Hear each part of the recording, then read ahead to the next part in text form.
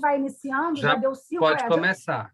já demos 5 minutos. Então, eu só queria fazer uma fala bem inicial, tá? Eu sou a professora Silvana Mesquita, sou coordenadora do curso de Pedagogia aqui da PUC-Rio, e é um prazer, então, a gente estar recebendo o Café Paulo Freire aqui na nossa casa. Esse evento aí, aqui na nossa instituição, organizado pelo Renato, Carlos e Maria Inês. Então, muito prazer estar aqui com todos vocês. Vou passar a palavra para a nossa diretora do Departamento de Educação, a professora Cristina Carvalho. Obrigada, Silvana. Boa tarde a todos e todas aí. Eu também só passei aqui para dar mesmo, né, boas-vindas e fazer um agradecimento especial, né, aos professores do departamento que se dedicaram não só para a realização desse evento, mas ao longo deste ano do centenário do Paulo Freire, né, a organização de vários outros eventos que tivemos ao longo desses anos. Então, um agradecimento especial, professora Silvana, professora Maria Inês Marcondes, professor Renato Pontes, vocês trabalharam muito, né, e muito bem, e também queria agradecer, e novamente esse agradecimento à professora Maria Inês e o professor Renato Pontes e o professor Carlos César de Oliveira, que eles vão conduzir, né, esse evento aí. Café com Paulo Freire na PUC. Eu busquei hoje novamente o flyer. Como é bonita a chamada, né? Que equipe que conseguiu fazer uma chamada no flyer tão lindo, tão linda, né? Eu retomei e eu vou ler aqui, né, o que está escrito.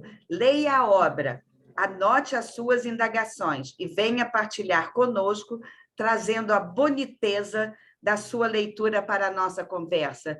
Né? Que é a coisa mais linda, mais bonita, né? De tanta boniteza do que começar um encontro a partir dessa chamada do evento. Então, né, de verdade, parabéns aí para a equipe. Claro que eu não vou falar, infelizmente eu não vou falar, que se eu começar a falar sobre a importância do ato de ler, né, do livro aí do Paulo Freire, eu não paro, porque eu uso muito esse livro no primeiro período, como uma leitura que eu considero que é a leitura zero, né? Assim, eu chamo que é o texto zero, porque eu acho que todos os alunos do primeiro período, de qualquer curso, deveriam ler, principalmente a introdução. Eu trabalho com a introdução, aquela fala do Paulo Freire, né, no livro. Meu livro não está aqui comigo, eu tenho 2, né, mas eles estão na PUC e eu estou em casa. Porque eu acho que é uma leitura inicial para uma vida acadêmica, para a vida de um modo geral. Pensar na leitura mais crítica da leitura, né? Está na fala do Paulo Freire ali, logo no início, né? E menos crítica do mundo, eu acho que é fundamental, né? Principalmente aí nesse contexto. Tá? Então, uma boa tarde a todos, uma conversa muito gostosa, né? Um café muito bom, né? Várias pessoas aí já apresentaram as suas xícaras de café aí, tá? Então, que seja um encontro maravilhoso e o agradecimento a todos aí pela participação. Obrigada. Obrigada, Cristina. Estou passando, então, para o Renato, que o Renato, então, vai conduzir junto com a Maria Inês e Carlos, e aí a apresentação e como que o esquema do encontro de hoje. Um abraço aí. Muito bem. Obrigado, Silvana. Silvana é nossa coordenadora de graduação, a Cristina, nossa diretora do departamento. Então, essa fala, essa saudação inicial. E a gente vai começar, né? A gente tem aqui, eu queria registrar, né, a professora Liana Borges, lá do Rio Grande do Sul, que é assim, a precursora de todo esse movimento. Ela vai falar daqui a pouco com a gente, né, contar um pouco essa história do café com Paulo Freire. Mas eu queria iniciar assim, esse nosso encontro chamando o Carlos, né, para fazer uma abertura um pouco mais artística, um pouco mais plástica, para a gente dar início às nossas conversas. Carlos. Olá, pessoal. Boa tarde. Renato, eu quero registrar também a presença do Lucas Avelar, que é do Café Paulo Freire de Goiás, que está aqui na sala também. Né? Olá, Lucas. Bem-vindo. Companheiro lá do Café Paulo Freire de Goiás. Uma saudação aí a vocês, tá, gente? Um abraço. Como a gente sabe, no pensamento Paulo Freire é marcado, entrelaçado pela questão da cultura, né? E na preparação para esse nosso café, estava pensando o que a gente poderia trazer de apresentação cultural dessa abertura, considerando Paulo Freire, nordestino, e aí um cordel para Paulo Freire soou como a apresentação ideal. E aí eu fiquei pensando nisso, nas histórias que eu ouvia da minha avó, contando a respeito da importância da literatura de cordel em meados do século XX, nos processos de leitura, de alfabetização de adultos no Nordeste. A minha avó sempre contava que a expectativa que se criava em torno dos cordéis e como esses cordéis eles contribuíam para aguçar no estímulo à leitura, à escrita, e era assim que muitos deles e muitas delas, sobretudo as mulheres, acabavam aprendendo, influenciadas pelos cordéis. Então, a apresentação que a gente vai trazer aqui agora é um cordel a Paulo Freire, um pequeno vídeo de 1,50, 1 minuto e meio aproximadamente, que eu vou dividir com vocês agora.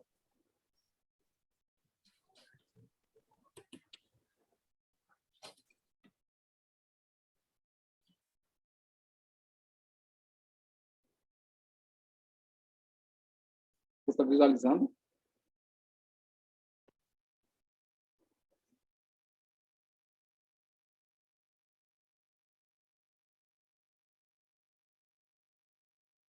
Vocês conseguem visualizar?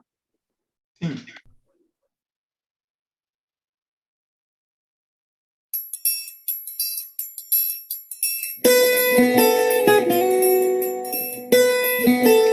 Eu vou contar a história de um ser conectivo.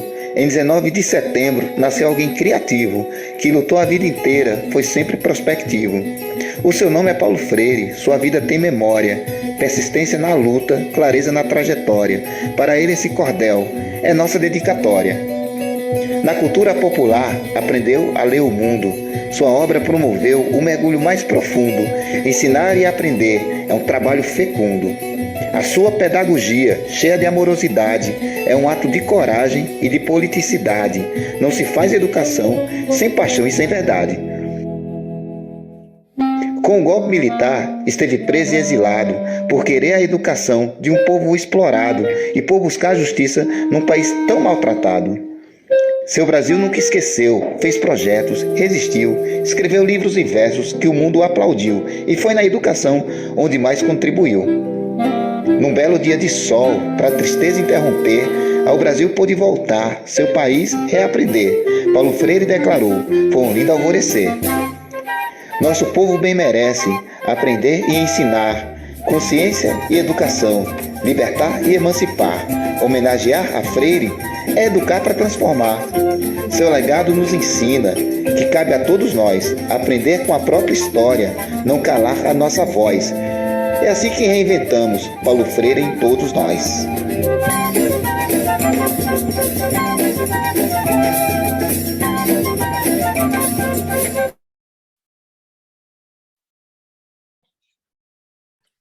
Muito bem, obrigado, Carlos.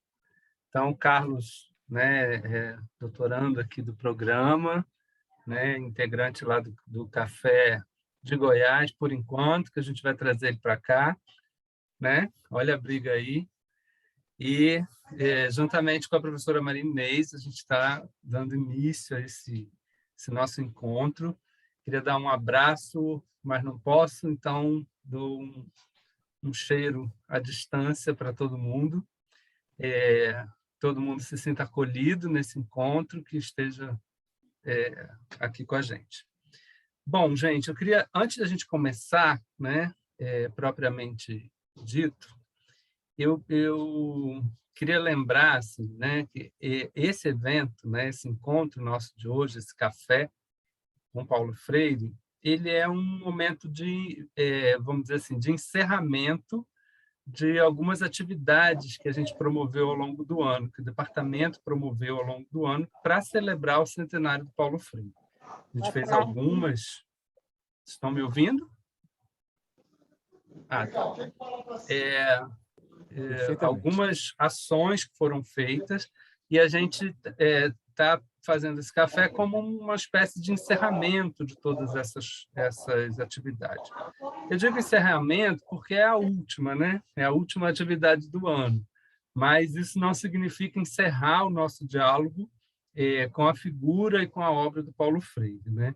Daqui a pouco a gente vai ter outras ações aí. E eu queria muito brevemente, antes da gente começar, né, só lembrar duas coisas importantes, né? Primeiro, que a atividade de hoje se junta a um movimento que é maior do que esse nosso encontro hoje, que é o movimento dos cafés com Paulo Freire. Um movimento que começou há 3 anos atrás, né? Lá no Rio Grande do Sul, de maneira tímida, e que hoje tem uma presença, né, no Brasil, em diversos espaços. E aí a gente tem aqui Liana, que está com a gente, que é a precursora de todo esse trabalho. Ela vai se apresentar e falar daqui a pouco, né? Então, assim, para dizer que a gente hoje está colocando mais um tijolinho nessa trajetória e ajudando a fazer memória e manter viva a utopia que Paulo Freire nos convoca, né? A segunda coisa que eu queria falar antes de a gente começar propriamente a discussão do livro, né, é justamente falar da estrutura do encontro. Durante esse ano foram muitas lives, muitos simpósios, muitas palestras, né, e graças a Deus a gente não deixou, né, a gente deu uma resposta aos ataques à figura do Paulo Freire à altura, né, à altura do nome do Paulo Freire, fazendo ecoar, né, em todos os campos. Mas, assim, foram muitos simpósios, palestras, lives, e sempre com um especialista trazendo reflexões importantíssimas para a gente. Mas o formato desse encontro, a gente pensou em fazer uma coisa diferente de uma palestra, né, de um momento de estudo. A gente quer muito que esse encontro seja um círculo mesmo, uma conversa, né, entre nós. A gente quer que seja uma palavra partilhada, como o próprio livro nos convoca. Então, assim, a gente convidou todo mundo que está aqui a se reaproximar ou se aproximar de uma obra que é a importância do ato de ler. Cada um podia ler o que fosse possível. Está ali o livrinho, o meu está aqui, Liana. A mesma edição, por acaso, né? Que cada um pudesse ler o tanto que fosse possível na vida corrida que a gente tem e que pudesse trazer para esse encontro de hoje a sua palavra, a sua leitura, o que esse livro tocou, mexeu com você, para a gente poder conversar, né? Então, a estrutura do encontro de hoje vai ser o seguinte: a gente vai fazer 3 rodadas de conversa em torno dos 3 capítulos. Então, Maria Inês vai fazer algumas provocações e a gente abre a palavra para falar do primeiro capítulo. Carlos vem, fala um pouco e provoca a gente para uma rodada do segundo capítulo e eu faço isso do terceiro. Mas, decididamente, a gente não tem um palestrante, a gente tem uma conversa e uma fala aberta para todos que estão aqui nessa sala. Tá bom? Então, antes de começar todo esse movimento, né, de conversa, eu queria passar, né, e acolher com muito entusiasmo Liana para fazer uma fala de boas-vindas e falar um pouco dos cafés com Paulo Freire. Liana. Também muito obrigada. Boa tarde, companheiros e companheiras, freirianas e freirianos. Através aí, Renato, de ti, eu cumprimento a todos, o Carlos, a Maria Inês, que são aí os responsáveis, né, pelo café na PUC do Rio de Janeiro.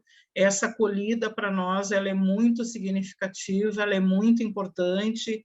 Estou vendo aqui que tem, além do Lucas, do Café de Goiânia, também tem o Luiz, do Café de Gramado, aqui do Rio Grande do Sul. Não sei se tem mais algum café por aqui, mas, enfim, como o Renato disse, né, nós iniciamos não como um movimento, nem tampouco como uma rede, muito pelo contrário, né, nós abrimos o primeiro café aqui na minha casa, nessa sala que vocês estão vendo aqui atrás.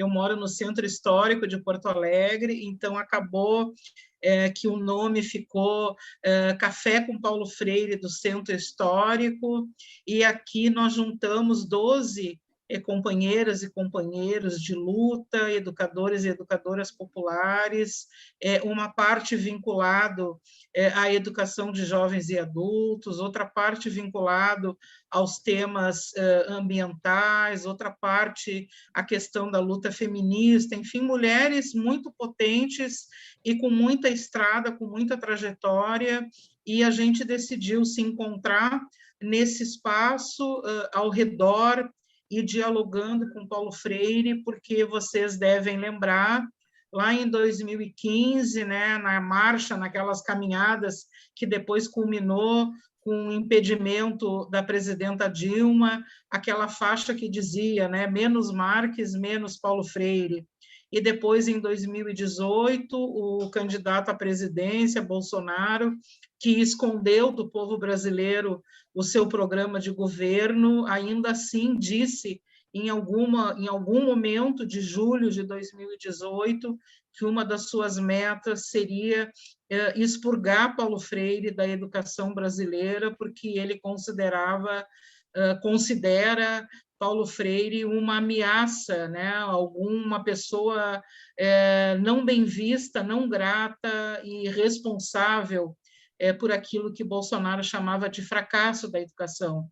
Na verdade, palavras estas que foram atualizadas no discurso de Bolsonaro, mas que, para nós, que somos estudiosos da história de Paulo Freire, nós sabemos que identificar Paulo Freire como alguém que faz mal para o Brasil não é uma novidade, né? Por essa razão, Paulo Freire precisou se exilar do Brasil, ficou quase 20 anos fora do país, e mesmo quando voltou para assumir as suas tarefas e mais adiante como gestor, né, Secretaria Municipal de Educação de São Paulo, que eu tive a possibilidade de acompanhar de perto, porque no mesmo período que Paulo Freire foi secretário em São Paulo, eu coordenei a EJA aqui no município de Porto Alegre. Então, nós tínhamos uma proximidade com a equipe de Paulo Freire através da ação educativa, enfim, não vou entrar nesse,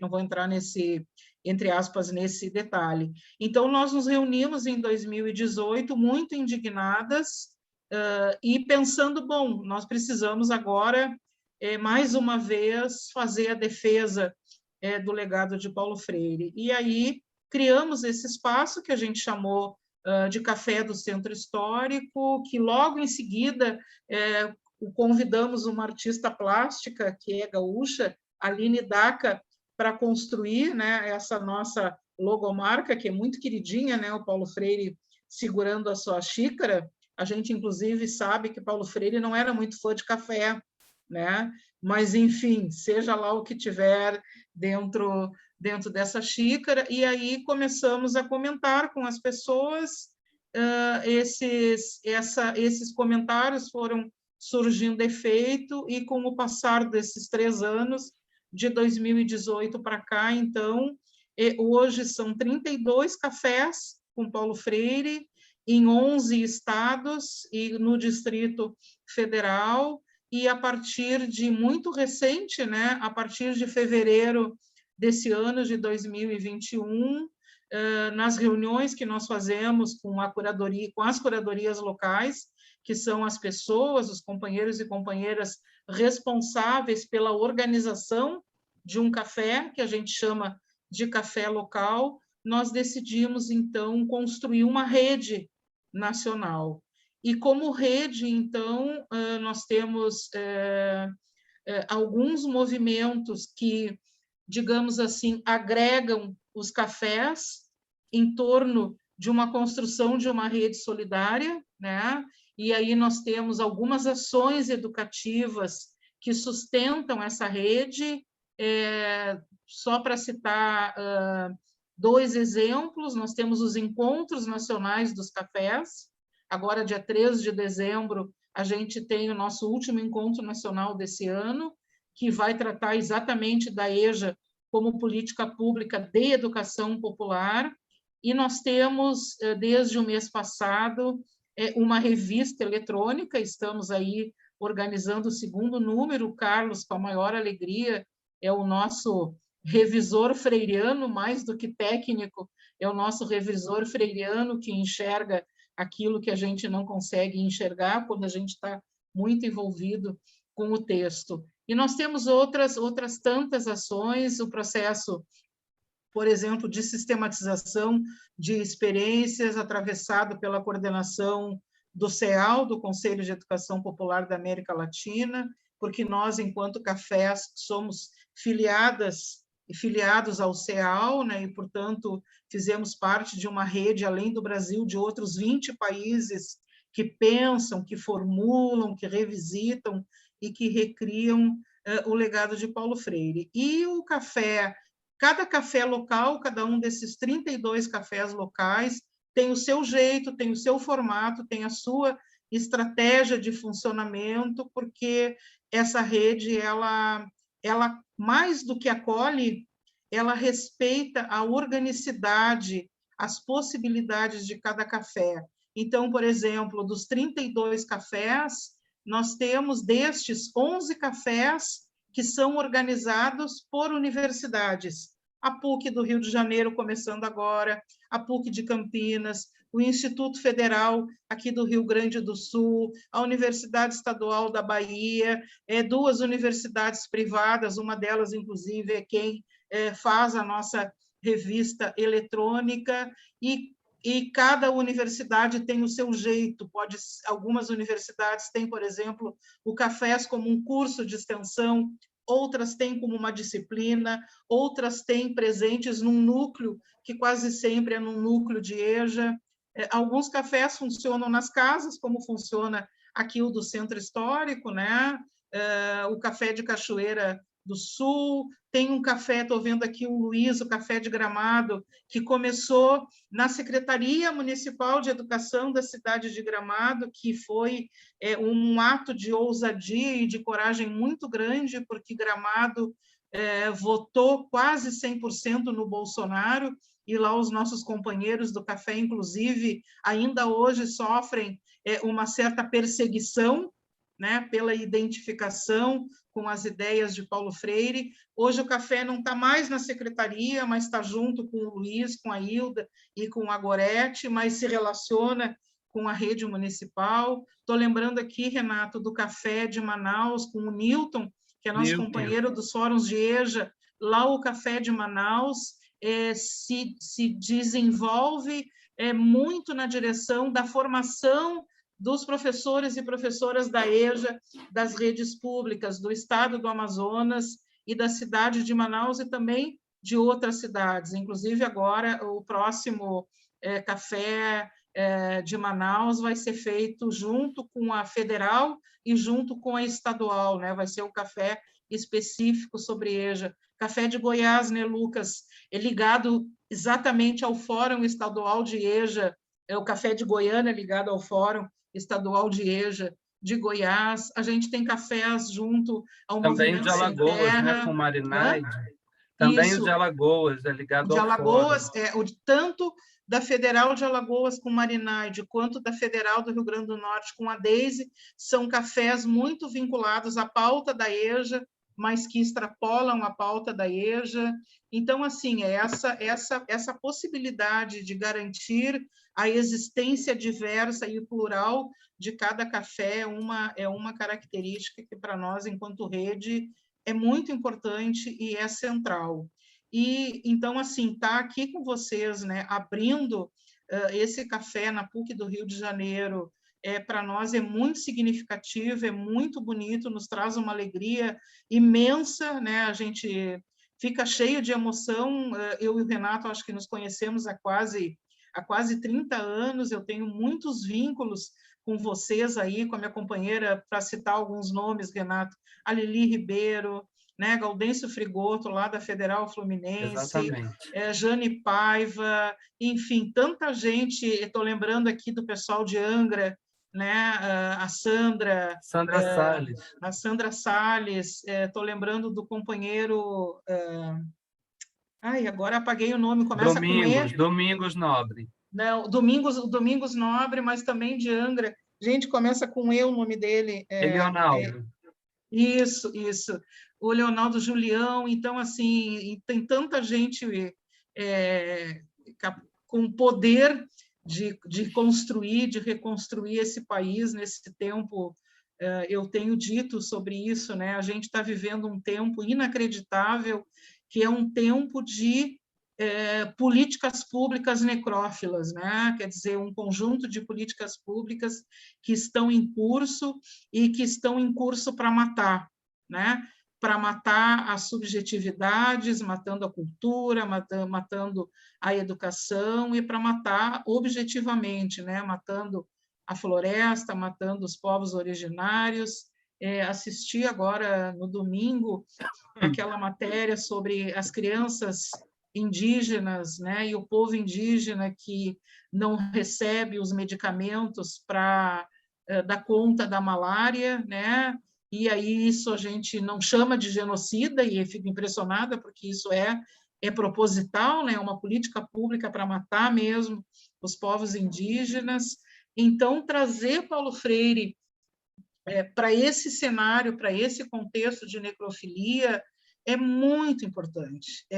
Está em nós, né, freiranos e freiranas, talvez a maior responsabilidade para a gente recuperar, mas não só recuperar, reconstruir um outro modelo de democracia no nosso país, né? Aquela democracia que a gente conhece, mas uma democracia que possa garantir o direito de dizer a palavra e de se expressar de todos e de todos, brasileiros e brasileiras, né? Esses dias vai sair na revista, né, Carlos? Não sei se o Carlos já leu a entrevista que nós fizemos com o Osmar Fávero, que é meu amigo também, aí é paulista, mas está aí no Rio há muitos anos, né? O Osmar tem 89 anos, e nós fizemos um bate-papo com o Osmar Fávero e com o Balduino. Foi teu orientador? Meu co-orientador. Fizemos uma professor aqui da PUC. Foi professor aqui da PUC também. É um cara que quem não ama, né, Osmar? E fizemos uma conversa entre ele e o Balduino Andreola, que é outra figuraça aqui da Universidade Federal, de 88 anos. O Osmar também tem 88. O Osmar tem 89. Isso. 88 e 89. Imagina entrevistar dois caras com tanta sabedoria e com tanta experiência. A gente não acabava nunca aquela conversa, que nem foi uma entrevista. E numa certa altura, né, Carlos, a gente perguntou para eles que tempo é o tempo mais difícil? O tempo que vocês viveram do golpe de 64 e todas as consequências que o golpe nos trouxe, especialmente para aquela geração que iniciava, né, os processos de educação popular, não só no Brasil, na América Latina, ou o tempo presente. E os dois nos disseram mais ou menos assim: é o tempo presente. O nosso tempo presente, ele é mais difícil, ele é mais desafiador, porque ele é muito mais complexo do que os tempos do golpe de 64. E a gente perguntou por quê. E eles nos disseram muitas coisas, mas eu lembro agora de duas. Uma delas naquela época, nós sabíamos quem eram os nossos antagônicos, quem eram os nossos inimigos. Hoje, a gente precisa aprender a conhecer e a reconhecer quem são os nossos antagônicos, né? E outro elemento que eles trouxeram, além de outros, que agora eu não vou lembrar e não é o caso, eles nos disseram essa velocidade, né, que a internet hoje atravessa as nossas vidas e, portanto, o quanto é difícil estabelecer um diálogo freiriano, que seja um diálogo que passa pela leitura de mundo, né, que é o tema que nos une aqui, diante da imensidão que as notícias falsas, né, tomam conta do cotidiano, da vida do brasileiro e da brasileira mais comum, né? E aí a gente conversando sobre isso, e Paulo Freire não está aqui para nos dizer, mas provavelmente a partir de Pedagogia do Oprimido, né, onde ele trata muito sobre a questão do diálogo e do antidiálogo, provavelmente Paulo Freire nos diria que o que a gente chama hoje de notícias falsas ou de fake news poderia ser chamada de antidiálogo, né? Então, o tamanho do nosso desafio, o que se impõe aos cafés com Paulo Freire, é algo nunca vivido por nós, né? E nós estamos aqui, então a gente tem essa grande tarefa. Eu estudei muito esse livro, Leitura do Mundo, Leitura da Palavra, Renato e Carlos, porque além de tudo sou alfabetizadora, e tem uma passagem nesse livro, tem muitas muito importantes, mas tem uma passagem nesse livro que eu acho que nos ajuda a repensar a obra, esta obra e o conjunto das obras de Paulo Freire no tempo da pandemia e no tempo do pandemônio. É uma frase curta, eu até fiz um print aqui para ler para vocês, é uma frase bem curtinha, que diz o seguinte: estando num lado da rua, ninguém estará em seguida do outro, a não ser atravessando a rua. Se estou no lado de cá, não posso chegar ao lado de lá, a não ser partindo do lado de cá. Assim também ocorre com a compreensão menos rigorosa, menos exata da realidade. Temos de respeitar os níveis de compreensão dos educandos e também os nossos níveis de compreensão, né? Porque a questão da consciência ingênua e da leitura de mundo que parte, né? E tem que partir sempre daquilo que Paulo Freire chama de saber de experiência feito, que pode estar muito recheado, né, de consciência ingênua, de explicações mágicas sobre a realidade, também faz parte do nosso cotidiano, ainda mais quando a gente vive essas primeiras experiências, tanto que decorrem da pandemia, quanto essas primeiras experiências, né, de um novo fascismo, de uma política pública necrófila.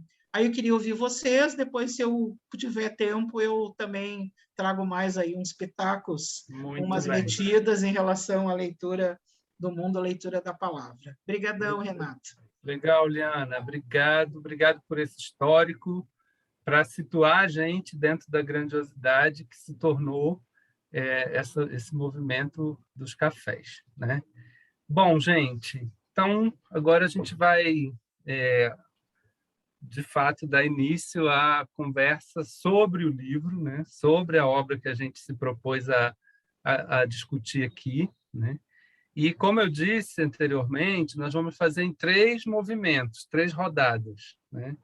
A Marinês vai falar um pouquinho, né, brevemente, e depois a gente abre, e aí são agora 3h40, a gente pode pensar em torno de 20 minutos cada rodada, né?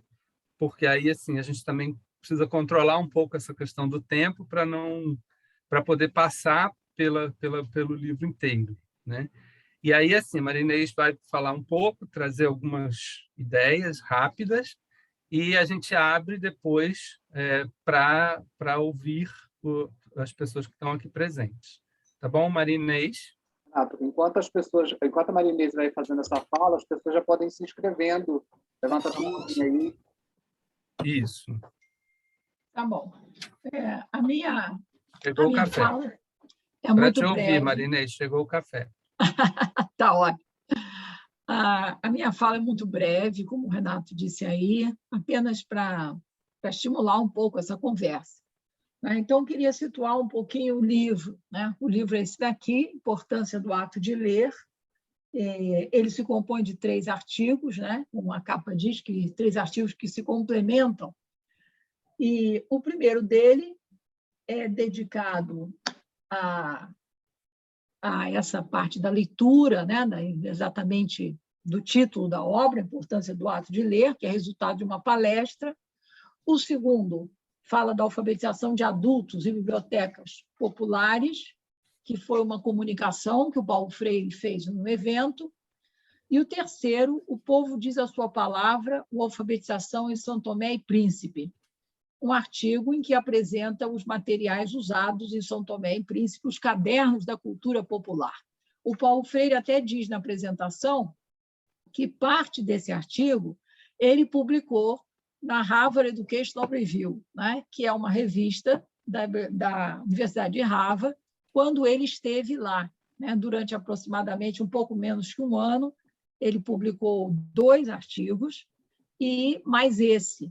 Então, ele diz que complementou esse artigo e colocou depois neste livro aqui, fazendo esse trio. O livro tem uma introdução, uma apresentação feita por Antônio Joaquim Severino, que ressalta a importância do trabalho de Freire, sua linguagem, né, o modo dele escrever, as suas ideias principais. O livro é dedicado a Álvaro de Faria, Álvaro Vieira Pinto, intelectual do ISEB, né, que Paulo Freire apreciava muito, que também foi exilado, e o Hernani Fiore, amigos do tempo do exílio no Chile. O Hernani Fiore é um professor de filosofia gaúcho que fez a introdução da pedagogia do oprimido, que ficou muito famosa, e que o Paulo Freire costumava dizer que essa introdução que o Fiore fez ficou melhor do que o livro Pedagogia do Oprimido, de tão interessante a escrita, a síntese que o Fiore faz do livro. A edição é de 1981, então isso significa que o Paulo Freire já estava de volta para o Brasil, depois do exílio, que ele passou no Chile, nos Estados Unidos e na Suíça, né, em Genebra. Durante toda a sua obra, o Freire sempre ressaltou a importância do ato de ler.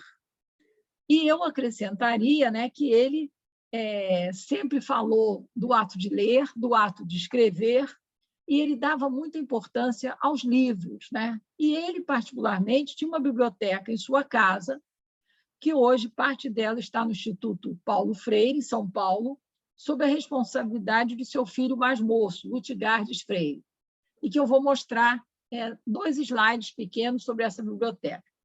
Eu tive a oportunidade de visitar essa biblioteca, fotografei alguns livros, e o Freire fazia anotações sobre suas leituras nas páginas finais dos livros, além de que ele registrava muitas ideias em fichas, que ele depois reunia, que era a base dos seus escritos.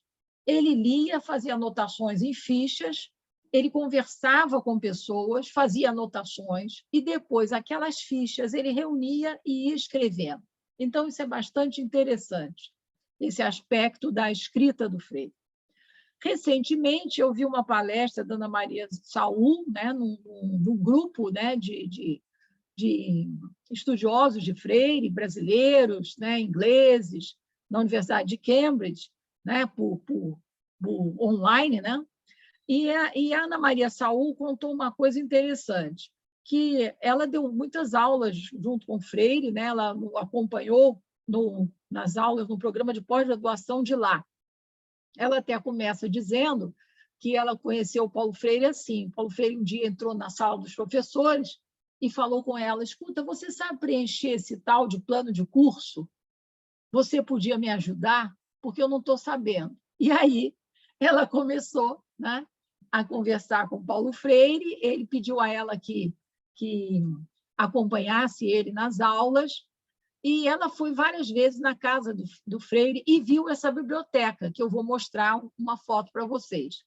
E aí ela disse que perto da mesa dele haviam muitos dicionários, que o Paulo Freire não deixava de escrever consultando os dicionários. Ele tinha vários dicionários diferentes, em que ele fazia uma consulta sempre muito frequente para escrever.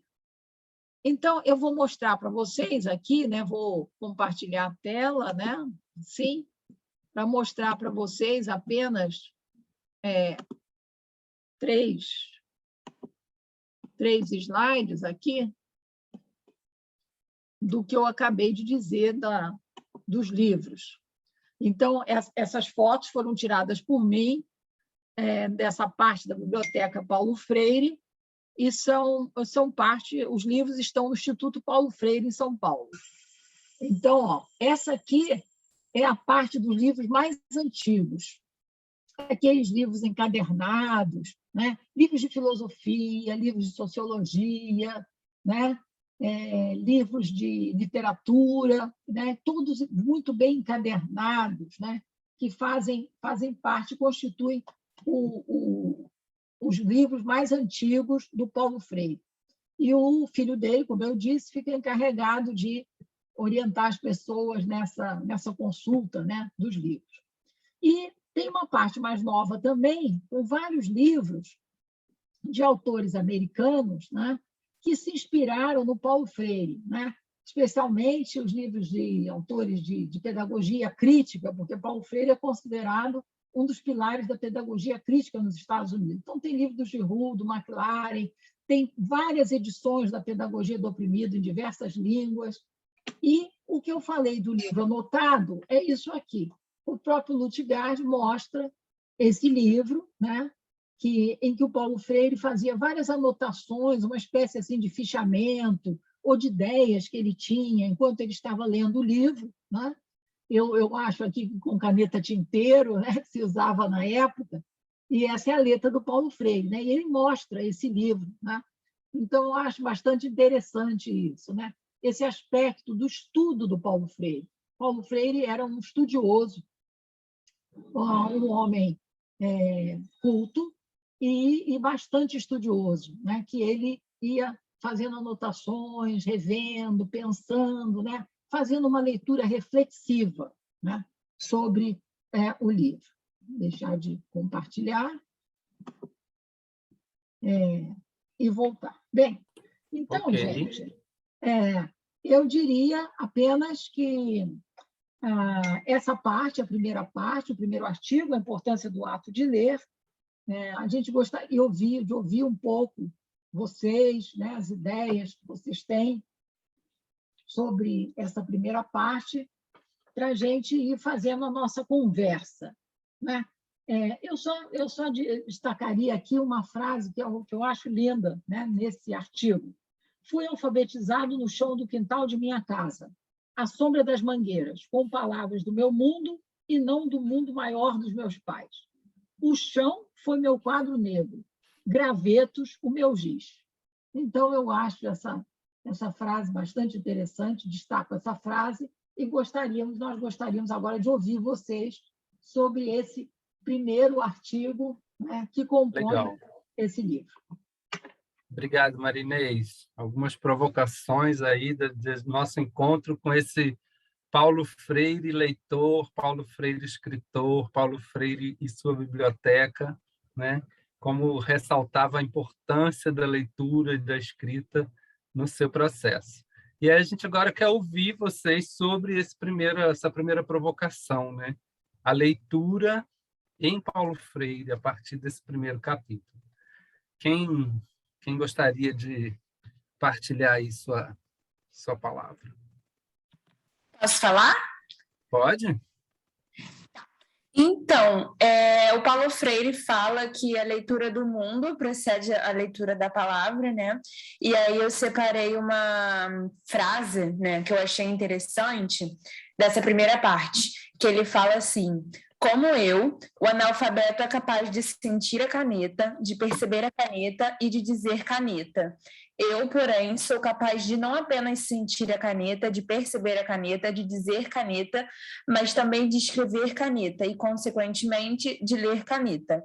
A alfabetização é a criação ou a montagem da expressão escrita da expressão oral.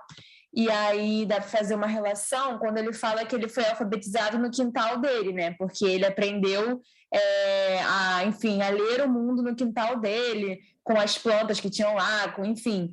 E aí eu achei interessante quando ele fala isso, que a única diferença entre eu e o analfabeto é só porque eu sei escrever a expressão oral que eu estou falando, né? Eu coloco isso na escrita, aquilo que eu já estou dizendo. Então, é dessa forma que ele quer dizer que a leitura do mundo precede a leitura da escrita. Eu achei isso incrível. Bacana. Bacana. Quem mais?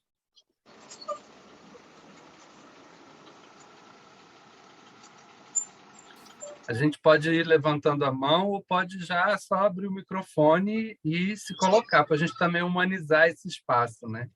Como se a gente estivesse na sala, a gente simplesmente falar. Ana Ribeiro, quer falar? Estava com o microfone aberto? Não. Então, vamos falar rápido. Sim. Alberto. Isso. Só para provocar, acho que tem muitas coisas dele, desse texto, mas acho que uma coisa importante que salta muito e está em muitos textos é que o ato de conhecimento, né, que esse processo de aprendizado é um ato criador e que o criador é o aprendiz. Isso briga de maneira muito importante com a ideia da educação bancária, né, que você está recebendo. Então, queria ressaltar essa coisa do entender a educação como um ato político e como um ato criador, e a política como um ato educativo. Obrigado, Bebeto. Nada. Gente, a gente não vai comentar as passagens, né? A gente quer ouvir o maior número possível de pessoas e, quem sabe, no final a gente junta essas falas. Eu gostaria de ler um trechinho, porque eu tenho oficina para fazer daqui um pouquinho e queria deixar minha marquinha. Posso? Claro, por favor. Então, ao ir escrevendo este texto, ia tomando distância dos diferentes momentos em que o ato de ler se veio dando na minha experiência existencial. Primeiro, a leitura do mundo, do pequeno mundo em que me movia. Depois, a leitura da palavra, que nem sempre, ao longo de minha escolarização, foi a leitura da palavra mundo. Terminado. Obrigada.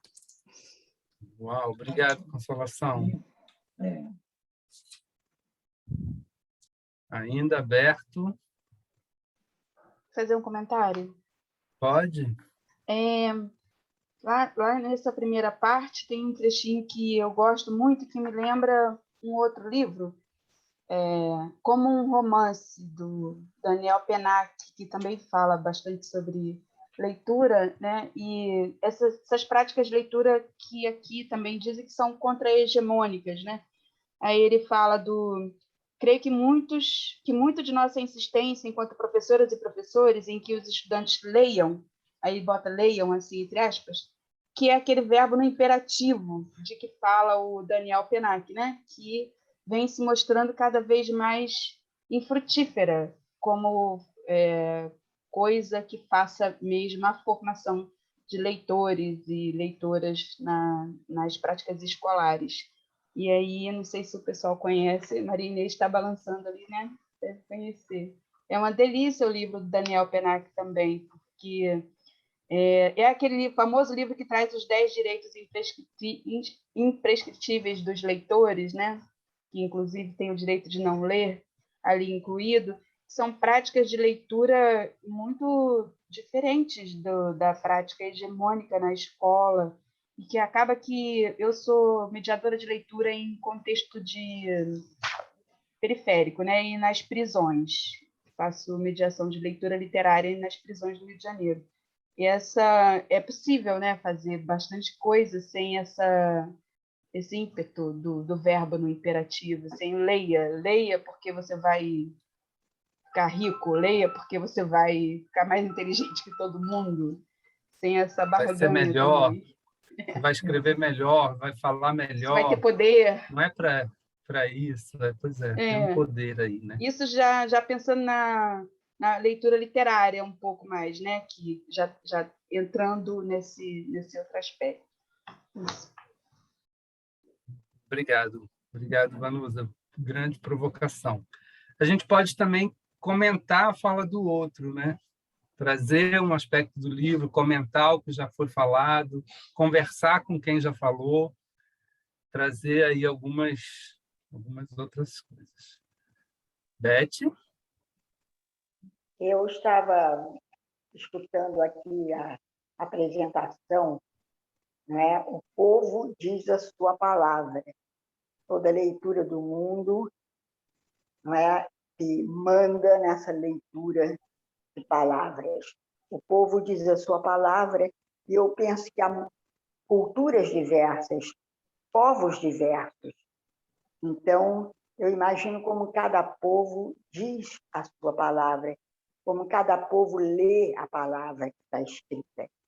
E como eu vivo com o povo indígena, o povo Minkri, eu tenho vários exemplos disso agora no momento, são vários, mas eu me lembro, por exemplo, um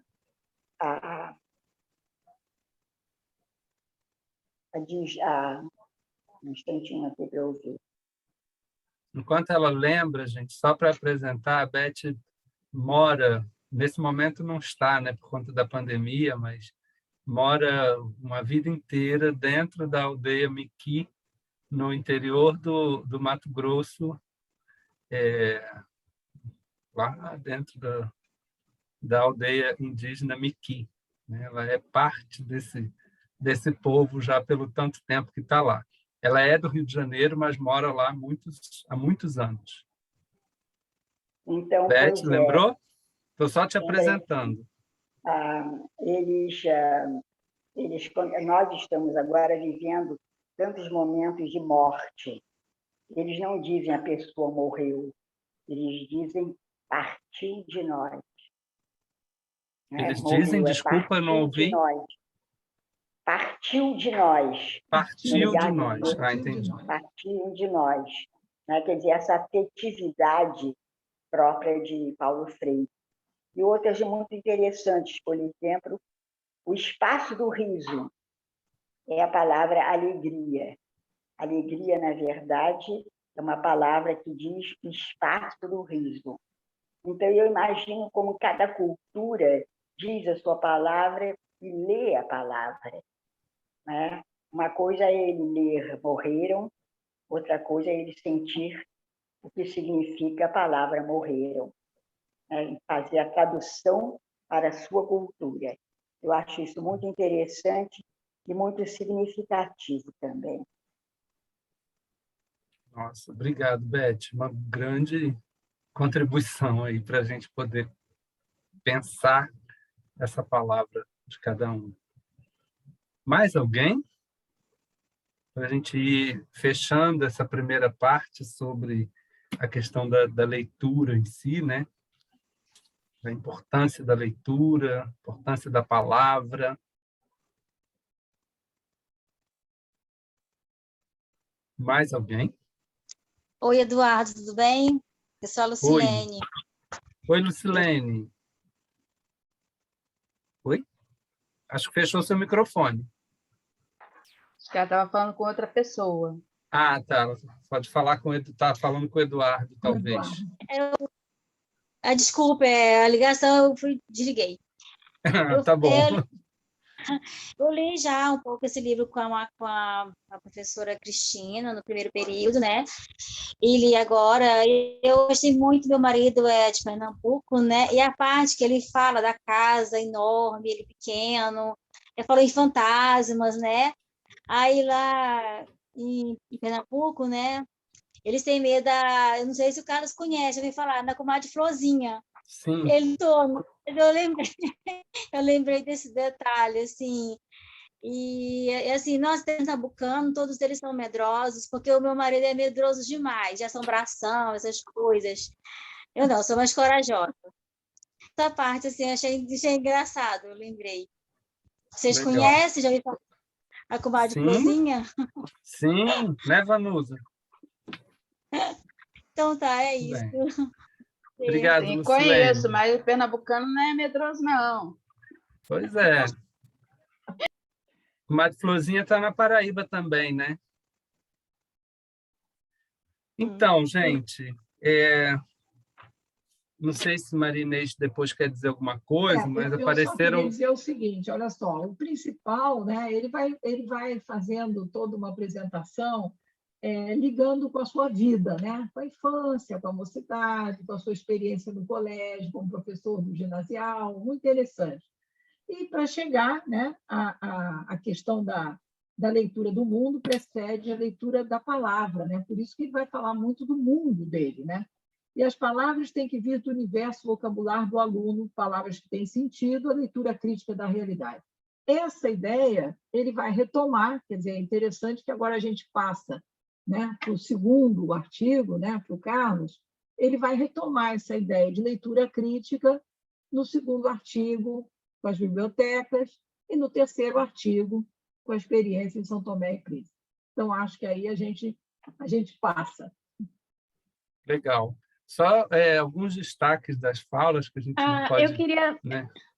Fala, Oi, Érica. eu queria fazer um comentário sobre essa primeira parte, continuando o que a professora Maria Inês falou, essa ida e vinda na história pessoal do Paulo Freire, como gradativamente essas experiências de vida vão sendo aprofundadas nessa experiência mais intelectual, né? Não que haja uma distinção entre uma coisa e outra, elas vão se retroalimentando. E aí, assim, primeiro que eu li esse livro numa disciplina com o professor Renato Pontes, na minha graduação, né? E aí ontem eu até... tempo isso, então. Pois é, ontem eu até mandei uma mensagem, professor, 8 anos depois estou aqui lendo esse livro de novo e me lembra das suas aulas. E aí eu queria destacar exatamente essa relação do professor mediador, né? Que a gente tem experiência com muitos professores na PUC, né? Sou filha da PUC, não posso deixar de mencionar isso. E aí tem um trecho da primeira parte que ele fala assim: Eunice continuou e aprofundou o trabalho de meus pais. Com ela, a leitura da palavra, da frase, da sentença, jamais significou uma ruptura com a leitura do mundo. Com ela, a leitura da palavra foi a leitura da palavra mundo. E para mim, desde a primeira vez que vi, porque está marcado aqui, e ontem recuperei, né, essa preciosidade da figura do professor que vai fazer a mediação entre esses dois mundos, né? E pensar, enquanto isso se coloca no hoje da história, né, um livro que foi escrito há 20 anos atrás, 40 anos atrás, foi escrito em 1981, se eu não me engano, e pensar na aceitação dessa alfabetização familiar, né, de leitura do mundo, que já começa no seio familiar, e essa mediação possível de ser feita pelo professor. Então, isso me chamou muito, esses conhecimentos que são chamados populares, que são chamados tradicionais, né? Cada um vai dar aí esse nome, mas eu fiquei pensando nessa mediação e aceitação desse conhecimento, né, familiar, tradicional, e essa sensibilidade desse professor mediador. Isso foi uma coisa que me chamou a atenção nessa primeira parte do texto. Bacana, Érica, fechou em grande estilo. Inês Miller, quer falar? Queria ler um trechinho que me fez lembrar nossos comentários, às vezes, como professores, com relação à leitura dos alunos e tal. Quando ele diz, creio que muito de nossa insistência, enquanto professoras e professores, em que os estudantes leiam, entre aspas, num semestre, um sem número de capítulos de livros, reside na compreensão errônea que, às vezes, temos do ato de ler. Por aí vai, né? Em minha andarilhagem e tal, ele diz que teve contato com alunos, jovens estudantes, que me falaram de sua luta às voltas com extensas bibliografias a serem muito mais devoradas do que realmente lidas ou estudadas. Verdadeiras lições de leitura, no sentido mais tradicional dessa expressão, a que se achavam submetidos em nome de sua formação científica e de que deviam prestar contas através do famoso controle da leitura. Em algumas vezes cheguei mesmo a ler, em relações bibliográficas, indicações em torno de que páginas deste ou aquele capítulo de tal ou qual livro deveriam ser lidas, da página 15 a 37. Eu acho que ainda estamos sofrendo um pouco disso e poderia ser uma orientação para a gente repensar o ato de leitura na graduação, na pós-graduação, na escola, né? Tenho contado por aí que, depois de ler um texto, a primeira pergunta que um dos meus netos encontra é quantos parágrafos tem o texto. Então, é assim, assustador que a gente não saia muito desse lugar. Obrigada. Isso se junta um pouco com o que Vanusa trouxe, né? Leia, né? Exatamente. Sair do imperativo, leia para virar outra pessoa, para isso, para aquilo. Então, gente, assim, a gente poderia falar muito, podia ficar só em torno do primeiro capítulo, porque tem muita coisa, claro, para a gente poder conversar, né? Surgiram provocações fantásticas, né? Pensar a leitura como ato criador, como ato de conhecimento, essa relação leitura do mundo, leitura da palavra, né? Que não pode ser mecânica, tem que ser leitura de refazimento, de produção. Surgiram falas em torno das múltiplas leituras, né? Das leituras contra-hegemônicas, das leituras, outras leituras possíveis, de outras vozes que a gente não ouve, né? A voz de quem está no sistema prisional, como falou Vanusa, a voz do povo indígena, a voz, né, da periferia, a voz de outros. Então, assim, como que a gente abre espaço de expressão para essas outras vozes, para essas outras palavras, para essas outras leituras que trazem? Paulo Freire, com certeza, está nos trazendo tudo isso. A leitura da cultura popular, né, como disse a Lucila, não sei se é Lucila, já perdi, mas lá trazendo a comadre Florzinha, a cultura popular, e acho que tudo isso nos provoca como professores, né? Como disse a Érica, né? A aprofundar o trabalho dos meus pais, trazendo a palavra do Paulo Freire. E a responsabilidade que temos enquanto educadores de ser escutantes, ouvintes dessas outras vozes, dessas outras palavras. Enfim, a gente podia, como eu disse, continuar falando do capítulo 1, mas a gente passa para a segunda parte do livro, e aí o Carlos vai trazer aí algumas provocações para a gente. Na realidade, a segunda parte já se entrelaça com a primeira, né? São 3 artigos que se entrelaçam, e a fala da Eduarda e do Alberto, especialmente, quando a Eduarda traz a respeito da questão do contexto e o Alberto do ato criador, são 2 conceitos, vamos dizer assim, que acabam atravessando o segundo capítulo, né? Que acaba atravessando o segundo capítulo, que é intitulado A Alfabetização de Adultos e Bibliotecas Populares, uma introdução, que foi um texto apresentado por Freire no 11º Congresso Brasileiro de Biblioteconomia e Documentação, realizado em João Pessoa, Paraíba, em janeiro de 1992. Né?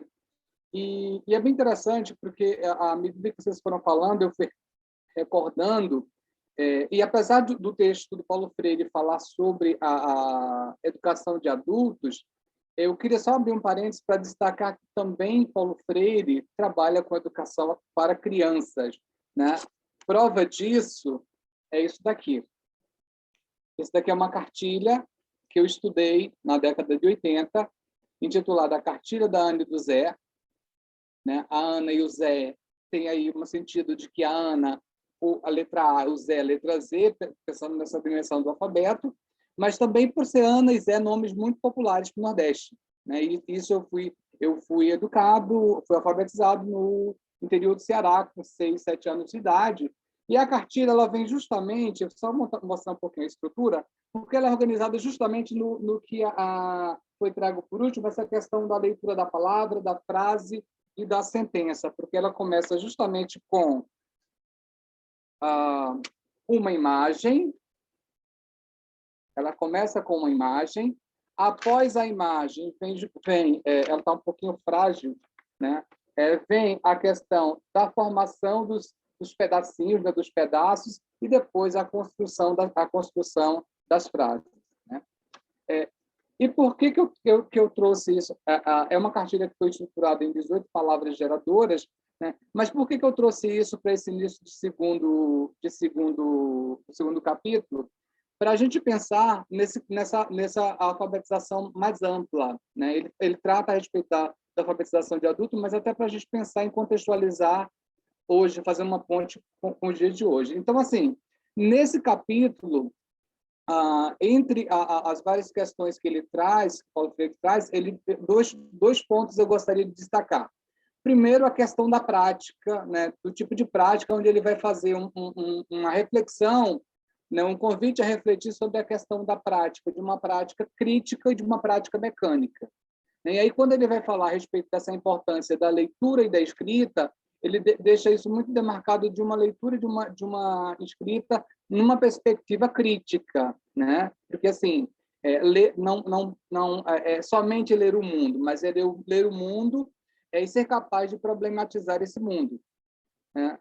E aí ele vai fazer um paradoxo. Um outro ponto que eu destaquei para abrir para a pergunta, para a gente conversar, é a respeito da questão do papel das bibliotecas populares, né? Do papel das bibliotecas populares no sentido de utilizar a biblioteca como um espaço de criação, né? Como um espaço de autoria desses sujeitos que vão criando à medida que interagem, e aí eles nos chamam a atenção para a questão da relação educador-educando, que ele tanto traz marcado nas suas obras.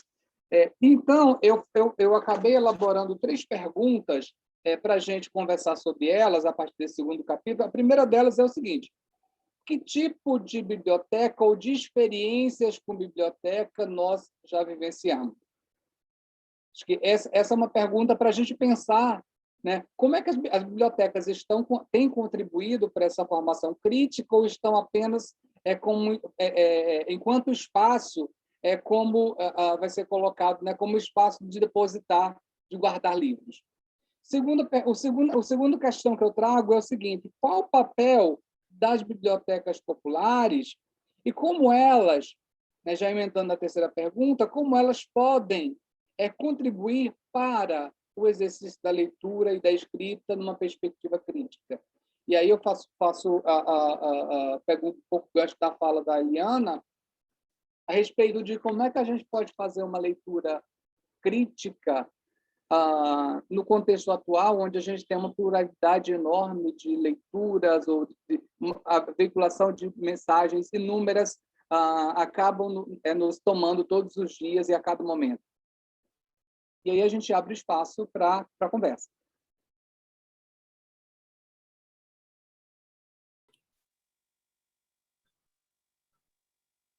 Olá.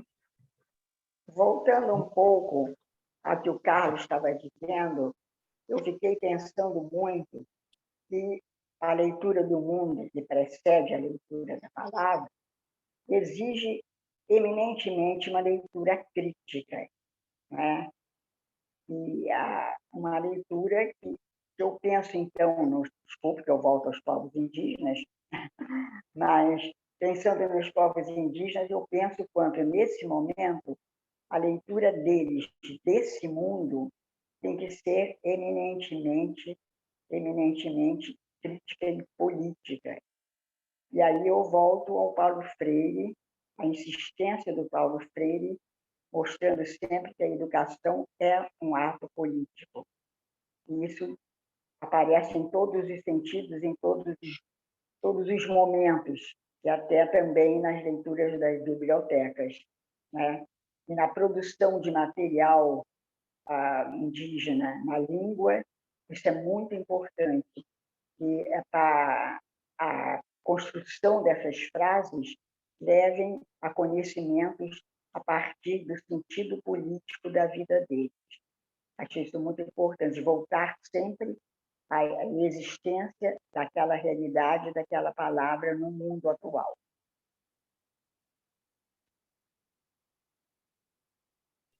Obrigado, Beth. Obrigado, Carlos. Palavra aberta, né, para outras contribuições. Quem mais quer falar um pouco sobre a biblioteca, sobre as questões que Carlos colocou para a gente? Eu lembro que eu trabalhava numa comunidade, sou eu, Ana Maris, de Angra dos Reis. Eu lembro que eu fui com 19 anos trabalhar na comunidade, no bairro do Frade, um bairro popular, com vários alunos de comunidades, né, e bairros ribeirinhos, rurais. E aí me marcou profundamente os livros do Paulo Freire, né? Essa leitura, né, do mundo preceder, assim, a leitura da palavra. Então, eu tinha que ensinar um idioma, né, que era o inglês, e vinham os livros importados de escola militar, porque na rede municipal começou assim. E aí eu resolvi ouvir os alunos, todas as palavras significativas para eles. E nós fizemos um livro diferente, né? Ficamos sem livro, mas com o livro da vida, né? Com o livro da palavra, com o livro da esperança. E isso cresceu muito, assim, foi uma grande vitória na minha vida. Então, eu recolhia os livros que as pessoas não queriam, e às vezes estava em ótimo estado, e levava para a sala de aula livros diferentes, objetos diferentes, né? Não aquele compêndio. E eu escrevi um pequeno artigo pedindo para que pudesse usar assim aquilo que o aluno tinha. E eu escrevi o meu pequeno artigo baseado em toda a literatura do Paulo Freire, que eu, assim, consegui apreender, né, dentro da minha vida. Então, foi, assim, uma grande experiência que eu carrego comigo, né, de construir. Maravilha. Mais tarde, esses alunos que estudaram comigo me deram viva o nome de uma biblioteca que fica no Bracuí. Né? Olha, que lindo! É uma experiência, eu quis contar aqui, graças ao Paulo Freire, grande mestre, é a filosofia da esperança que a gente não pode perder nunca. Verdade. Lindo. Dentro do que o Carlos perguntou, né? Que experiências com biblioteca nós já vivenciamos. Essa é uma incrível aí. Bacana. Obrigado, Ana. Quem mais? Eu quero falar. A primeira biblioteca que eu entrei na minha vida, eu que montei lá no Parque Eliane, em São João de Meriti, criança, na escola, né? Não tínhamos biblioteca, não sabíamos o que era biblioteca, só da leitura mesmo, né? E aí eu sou muito apaixonada por esse tema, porque eu acho que as bibliotecas, no geral, são muito maltratadas, né? Talvez não as bibliotecas comunitárias e de movimentos de coletivos, assim, porque já nascem com a consciência do seu sentido político. Mas as bibliotecas mais institucionalizadas, né, da escola, por exemplo, muitas vezes são maltratadas. Os responsáveis pela biblioteca, muitas vezes, são pessoas que não têm relação com a leitura, professores, aqueles readaptados, né, e esse organismo vivo de que fala o Paulo Freire acaba não sendo vivo. E aí eu queria até lembrar a imagem que a Maria Inês colocou do livro dele lido, né? Que bonito, tudo anotado, porque nessa concepção dessa biblioteca, que não é o organismo vivo de que ele fala, o livro também não é. Ele é um objeto inalcançável, sacralizado, fechado, que não pode ser danificado, e mexer muito nele vai danificar, e etc. e tal, né? E quanto mais íntima, mais próxima a relação, ele vai ficar com marcas de uso mesmo, né? O tempo vai fazendo o uso, o tempo vai mexendo nele. E aí eu acho que toda vez que a gente fala de projeto, para mim, projeto de leitura é sempre político também, como ele ensina para a gente. Sem incluir a biblioteca e sem que a biblioteca também necessariamente se envolva com a educação. Então, nesse sentido, o bibliotecário não podia trabalhar sozinho, assim como o professor não pode trabalhar sozinho com a leitura. Os dois precisam ter um envolvimento. Bacana. Bacana. Mas temos tempo para mais algumas falas.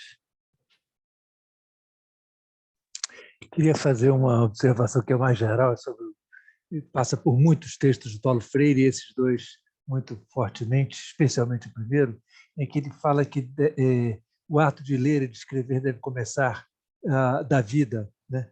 E é um exemplo maravilhoso o primeiro texto, que ele começa da vida, e o segundo também, ele vai falar da vida dele em São Tomé, né? Acho que traz uma coisa forte para essa coisa, e aí faz o livro, faz o texto maravilhoso de ler, abandona um certo academicismo e traz uma vida real para dentro do texto. Acho isso uma delícia. Bacana. Obrigado, Bebeto. Carlos, quer retomar? Sim, eu só queria enfatizar aqui assim, os pontos desse capítulo, não só do capítulo, mas do livro inteiro, é a questão que o Freire vem colocar da questão da dialética, na relação dialética entre a leitura e a escrita.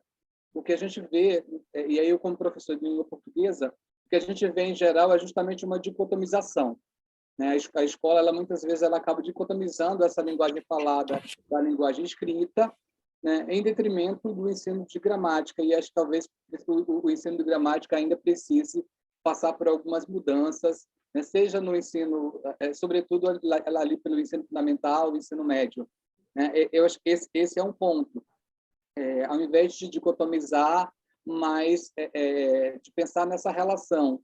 O mesmo que vai acontecer também na relação conhecimento acadêmico, saber popular também, né, pensando nessa inter-relação que ele traz já no final do capítulo, né, quando ele fala a respeito do que se pode fazer nessa biblioteca popular, né, de ouvir as pessoas, de gravar, de transcrever, né, e que muitas vezes a gente faz, mas a gente faz, olhando para o ambiente acadêmico, não é mesmo? A gente faz no contexto, quando está fazendo uma pesquisa, mas aí terminou a pesquisa, essa atividade, essa ação acaba parando, né? Um outro ponto também muito interessante no capítulo é que Freire, primeiro, ele vai retomar suas bases, ele retoma a pedagogia do oprimido, né, para falar dessa relação aí do ato político, da educação, né? Ele traz com bastante ênfase, chamando a atenção para a questão do que ele vai chamar de uma leitura ingênua, né, contrapondo a uma leitura crítica, e aí a gente começa a pensar também qual o papel político da biblioteca, né? Eu pego um pouco na fala da Vanusa, dialogo com a fala da Vanusa, né? Qual o papel político da biblioteca? O que essa biblioteca está se dispondo a fazer? E aí tem uma outra parte, quando ele está discutindo a respeito da questão da ideologia, né? Que ele vai falar a serviço de quê e de quem. É para a gente estar sempre pensando nisso, a serviço de quê e de quem ela está, e por que está. É bem interessante que a professora Vera Candor também ela está trazendo sempre essa questão, né? O que, como, por quê, para quem, que a gente, enquanto educador, precisa estar fazendo esse questionamento constantemente, né? E acho que, por fim, para finalizar, eu vou só ler um trechinho que ele fala a respeito de que as bibliotecas populares são tão mais eficientes quanto mais ajudarem a intensificar os processos educativos, as práticas educativas, né? E eu acho que justamente, volto novamente a dialogar com a Vanusa, no sentido de fazer uma ação articulada, contextualizada, e ele vem tratar muito dessa questão do contexto. E aí, para a academia, eu acho que esse capítulo aí, no final do capítulo, ele traz literalmente uma baita lição de pesquisa, né? de como se você se lançar a campo, de você registrar, né? De você estar atento para tudo isso e discutir a partir desse trabalho produzido. Bom. E posso acrescentar uma coisinha? Claro. Dentro disso tem uma coisa sensacional da coisa da biblioteca, que é dele propor então que a biblioteca se faça com as histórias locais, né?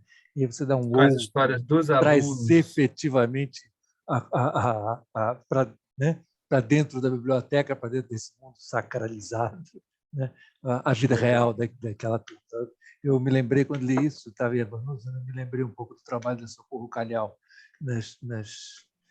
com os privados de liberdade. Como é que seria isso num espaço como esse, construir uma biblioteca num espaço como esse?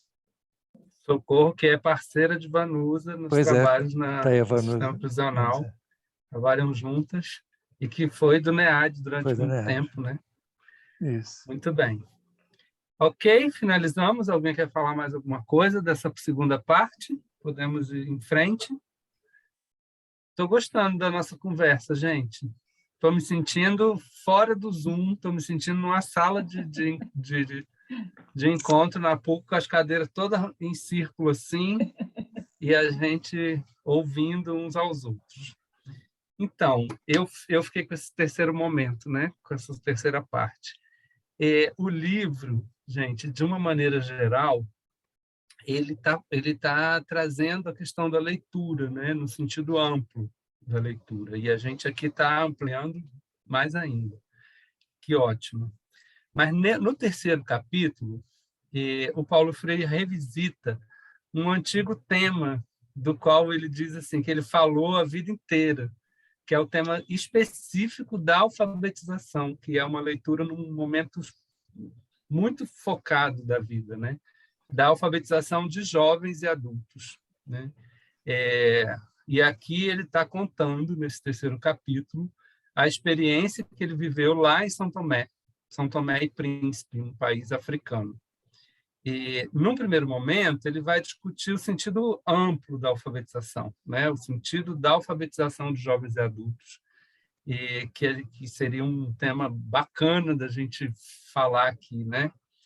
E ele vai rememorar alguns pontos de como que ele entende essa temática. E aí eu fiquei pensando assim, que esse, para mim, é um bom ponto de conversa para nós, né? Do tanto que a gente conhece do Paulo Freire, em geral, não só nesse livro, a discussão a respeito da alfabetização de adultos especificamente. Então, trazer para vocês, para provocar vocês, né, e perguntar que aspectos a gente poderia rememorar, né, lembrar como fundamentais na concepção do Paulo Freire de alfabetização de adultos, né? O que é importante, para além desse livro, para além do que ele está dizendo nesse capítulo, né?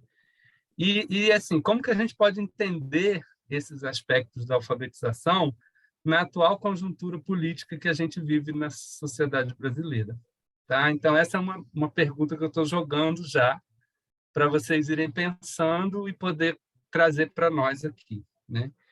Eu queria destacar que, no contexto da experiência de São Tomé e Príncipe, ele relata que a alfabetização está profundamente relacionada a um processo de reconstrução nacional, né?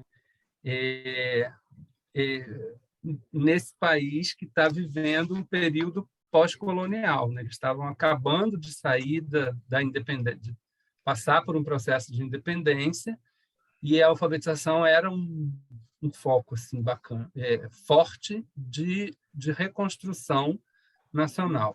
A alfabetização tinha esse papel se ela fosse feita com a participação de todos. E aí, assim, isso é muito interessante de perceber, porque ele está falando de São Tomé, mas isso é comum em muitos países africanos, nesse processo de independência e período pós-colonial, né? E aí eu queria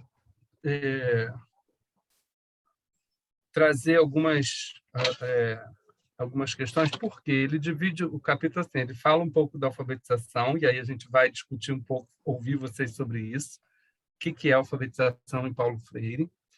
E na segunda parte, eu acho muito interessante, porque ele apresenta o material didático usado na alfabetização em São Tomé e Príncipe. E eu acho interessante, assim, no início desse semestre, estou dando uma matéria específica sobre Paulo Freire, né, que é parte das comemorações do departamento. E no início do semestre, uma aluna me trouxe justamente o livro usado em São Tomé e Príncipe. Me mandou, né, por e-mail e falou assim: olha, Renata, eu achei isso na internet, achei tão interessante, tem a ver com o que a gente está falando aqui. E ela me mandou. E eu queria, assim, como ele está falando muito especificamente do livro, acho que seria legal a gente ver, né, o livro de alfabetização. E aí eu vou mostrar muito brevemente o... Conseguem ver? Sim. Sim. O livro, né? Na verdade, ele descreve 3 livros, que é o livro de alfabetização inicial, o segundo livro, que é de pós-alfabetização, e um livro de exercícios, assim, que era utilizado, né? Eu acho que é legal a gente só passar o olho, não vamos ficar aqui apresentando, falando e tal, mas o nome do livro é A Luta Continua, 1980, isso, tá, gente? E aí, quando a gente olha, no primeiro momento, é um livro de alfabetização comum, como qualquer outro, né? Palavras contextualizadas, palavras fortes, palavra geradora, tem imagem e tem a silabação normal, né? Mas o que é diferente aqui para mim? No final de cada livro, aqui não dá para ver, de cada lição tem linhas em branco, né? Não tem exercício de repetição, não tem exercício de fixação, ou não sei o que, tem espaço em branco para a expressão do pensamento do outro. Eu acho que isso é um dos destaques importantes, é o lugar onde o alfabetizando vai dizer a sua palavra, né? Do seu jeito, da sua maneira, de como ele está vendo isso, né? Outra coisa para chamar a atenção, aqui tem outras lições, outras palavras, mas outra coisa para chamar a atenção, não sei se vocês veem aí, na parte de cima, dá para ler o texto, não? O povo é bonito na luta. Com unidade, legal. disciplina e trabalho. O povo luta e vence. Viva o povo. Isso. No final de cada lição tem um texto provocativo, encarnado na realidade do momento histórico. E ele fala assim, ele fala na parte que os textos não são neutros, mas também não manipulam o pensamento, porque logo depois do texto também linhas em branco para a expressão do pensamento do outro sobre o que esse texto está dizendo, sobre o que a imagem está dizendo. Sem nenhum verbo no imperativo. Sem nenhum verbo no imperativo. Isso. Leia, faça, escreva, como falou Vanusa, né? Então, assim, ele deixa espaço para o outro dizer a sua palavra, né? Sobre o processo de luta. Isso, mesmo que o Carlos está mostrando lá do livro que ele tinha, né? Olha a singularidade. E para o outro dizer um pouco sobre o processo de luta, como está nesse texto aqui, sobre o processo de independência, como está nesse texto aqui, sobre a identidade africana, né? Que ele está comentando dos países vizinhos, Moçambique está lá, e tal, né? A segunda parte do livro, que eu acho que é interessante, tá? Que a segunda parte não tem mais exercício e são só imagens e textos, 3 textos do presidente. Não dá para a gente ler aqui, obviamente, mas as imagens e os textos do presidente do país, que fala sobre o processo de independência e muitos espaços em branco para os alunos se posicionarem sobre o que essas imagens desses textos estão dizendo. Aí, com isso, aqui está o texto grande e as imagens presentes no livro. Eu relacionei toda essa viagem que eu fiz aqui, né, com um processo pessoal de trabalho que eu também tive na África, num processo de alfabetização de adultos no início da década de 2000, né, no início dos anos 2000. Um projeto bastante confuso, não era com orientação freiriana, era uma coisa bem complexa. E, insurgentemente, eu e minha dupla de trabalho, que inclusive está aqui hoje, a professora Edna Tamarose, lá de São Paulo, a gente se insurgiu contra a orientação geral e a gente, no processo de formação com os professores, né, a gente construiu um caminho diferente, né, de aliança, de negociação e de abertura de espaço para que os professores também pudessem se expressar, se colocar, se escrever, né? Então, a gente trouxe algumas produções desses professores, né? Textos que eles produziram, histórias, né? Então, assim, O Menino de Todas as Cores, um poema que uma das professoras escreveu. O relato do processo de formação, né? Cadê? Histórias, como diz aqui, né? O Cajueiro e a Chanfuta. Histórias populares, da cultura popular, foram coisas que eles produziram nessa formação e depois viraram trabalho de alfabetização. Com isso, gente, eu queria finalizar essa fala e trazer uma segunda questão para também a gente pensar, né? Baseado nas experiências aqui, trazer uma segunda questão, que é uma reflexão sobre os materiais didáticos que a gente tem, né? O Paulo Freire está falando sobre os materiais didáticos e aí a pergunta é assim, os materiais didáticos que a gente tem de alfabetização, de literatura, de leitura escrita, né, de língua portuguesa, que a gente conhece, que usa, né, em que medida esses materiais ajudam a gente, propiciam a gente a uma leitura para além da leitura mecânica da palavra, né, e para uma leitura do desenvolvimento do mundo, do desvelamento do mundo. Em que medida esses materiais nos ajudam a fazer uma leitura do momento histórico que a gente está vivendo, que hoje em dia é tão necessário, e para que a gente passe além desse momento histórico. Então, a provocação da gente pensar o que é a alfabetização no Paulo Freire e os materiais didáticos que a gente tem hoje em dia. Então, palavra aberta para a gente poder comentar esse último capítulo.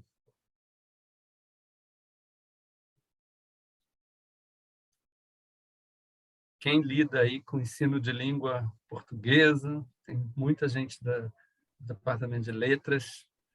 Quem lida aqui com alfabetização, com projetos de leitura. Então, como é que a gente vê esse processo da alfabetização? Que pistas o Paulo Freire nos dá e se a gente consegue fazer a leitura do momento atual, né? Porque a alfabetização lá era reconstrução nacional e a gente está precisando de reconstrução nacional. Pronto, minha provocação para a gente poder falar. Inês? Inês, tá. Eu achei brilhante essa sua relação, e eu acho que tem com material didático, e eu acho que tem a ver com um trecho que eu mesma tinha escolhido do capítulo anterior, com relação à escuta, né? Então, acho que você traz de forma muito concreta como os materiais didáticos só falam e pouco escutam, né? Então, esses espaços em branco me remeteram à necessidade de ouvir, de escutar mesmo o aluno, seja na página impressa como na voz, né? Verdade. Muito bom. Bacana. Obrigado, Inês. Alberto. Obrigada a você pelo convite. E ele traz, não era isso que eu ia falar, mas aí ele traz, seguindo o que a Inês trouxe, lá no meio do texto, logo antes dele apresentar a introdução, ele diz assim, importante salientar como a prática alterou os planos que tínhamos em relação aos cadernos de exercícios. Quer dizer, a prática dele era uma prática de escuta, né? Toda coisa. Então, a própria construção do material que se segue decorre da escuta das pessoas e do processo, né? Que me parece ser uma lição. Me ocorreu aqui, quer dizer, ele está falando muito de alfabetização e tal, e eu separei um monte de textos daqui. Eu estou dando aula de metodologia da educação matemática, né?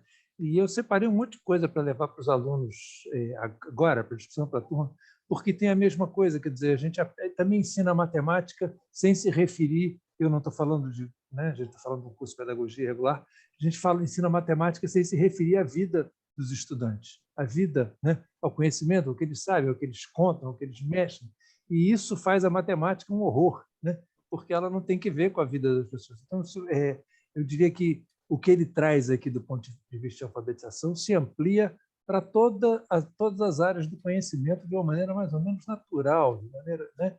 Não é só a alfabetização, né? Não são só as palavras geradoras, mas os conceitos geradores. Quando eu vou estudar história, vou estudar matemática, ciências, né? O que está ao meu redor e como é que esse instrumento, essa coisa, me ajuda a entender e a ser no mundo, né?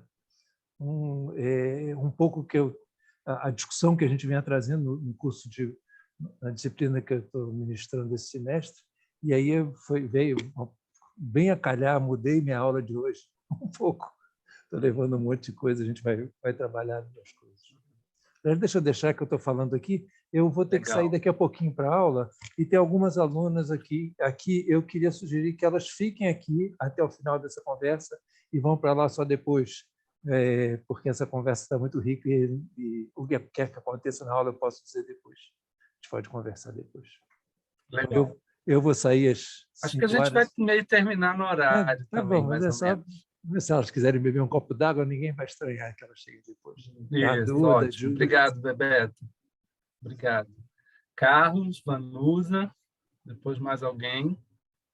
Só pegando um pouco, dialogando com a Inês, né, da questão da escuta, e aí pensando no trabalho sempre trabalhei mais com o ensino médio, mas a gente acaba, como professor de língua portuguesa, trabalhando com produção de texto, a gente acaba passando por um processo muito difícil, que é o processo de tentar desconstruir aquela ideia do que eu não sei escrever. Eu não sei escrever, eu não sei, e aí você passa a perceber que esse processo, essa construção do eu não sei escrever é uma construção que ela vem sendo feita ao longo do processo de escolarização, né? E aí acaba que você precisa passar por um processo de tentar desconstruir essa crença de que não saber escrever e tentar estabelecer que existem formas diferentes de se escrever. Eu geralmente falo assim, no pré-vestibular, eu atuo atualmente no pré-vestibular popular, eu sempre falo para ele, você talvez não saiba escrever como você está colocando dentro de um determinado padrão, mas seu texto está aqui. Você escreveu, ele está aqui. Ele pode não se adequar nesse momento, em determinado padrão. Mas sempre que você revisitar o seu texto, sempre que você revisitar a sua escrita, você vai ver com outros olhos, à medida que você for fazendo outras leituras. Então, você vai ampliando o seu olhar a respeito aguçando a leitura e ampliando o olhar a respeito acerca da escrita. E eu acho que essa é uma questão, eu acho que quando a Inês traz essa questão da escuta, que o Freire traz no segundo capítulo, eu até tinha grifado aqui, é também uma forma, acho que já é um convite para a gente pensar também as questões curriculares, né? Olhando para a escola, né? Acho que ele dá ali abre ali um precedente para a gente pensar como é que vem sendo pensado essa questão do currículo, como é que ele vem sendo discutido, os professores, os estudantes participam desse processo, e eu acho que, nesse sentido, Paulo Freire, quando ele traz as palavras geradoras, né, o fato de envolver professores, de envolver a comunidade, isso acaba sendo um diferencial, e as palavras geradoras elas acabam refletindo o contexto daqueles estudantes. Obrigado, Carlos. Vanusa. Eu queria falar um pouco, vai bem ao encontro do que o Carlos estava falando mesmo, só que a partir do exemplo lá do trabalho feito com adolescentes, né, que estão privados de liberdade. A primeira coisa que ouvimos lá, Carlos, quando chegamos para fazer o trabalho, de uma pedagoga em cargo de gestão, foi, e com ela estava sentindo muita pena da gente estar lá para fazer esse trabalho. Ela disse: que lindo, que bonito, mas olha, não se animem muito, porque elas não sabem ler e elas não sabem escrever. É mesmo? Mas deixa com a gente vai ver isso lá, né?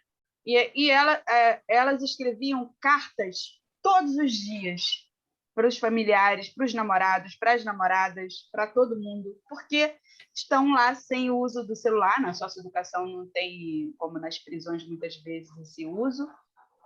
Então, era necessária a carta, né, para a comunicação. Tinha um uso social efetivo da escrita ali que o pessoal da gestão nem se dava conta que existia.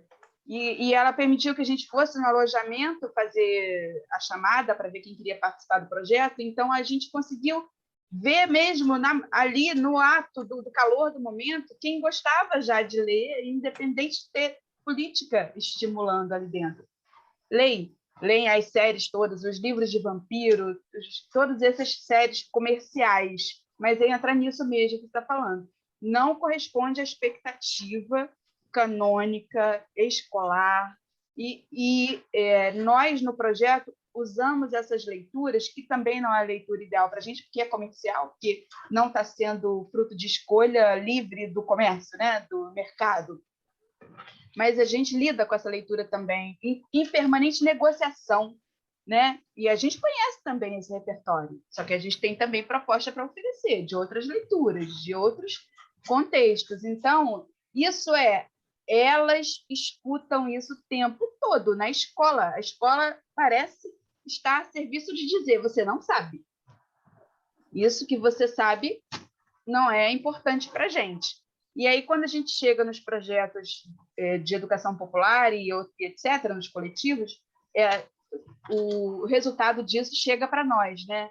A gente trabalha com elas e com mães de adolescentes privados de liberdade também, mulheres adultas, mães, avós, que também passaram por essa experiência da escola e que veem a si mesmas como pessoas que não sabem, né? E eu acho que esse é um dado importante, não só dos materiais produzidos para a educação formal, que não estimulam, não geram, não provocam a autoria, né?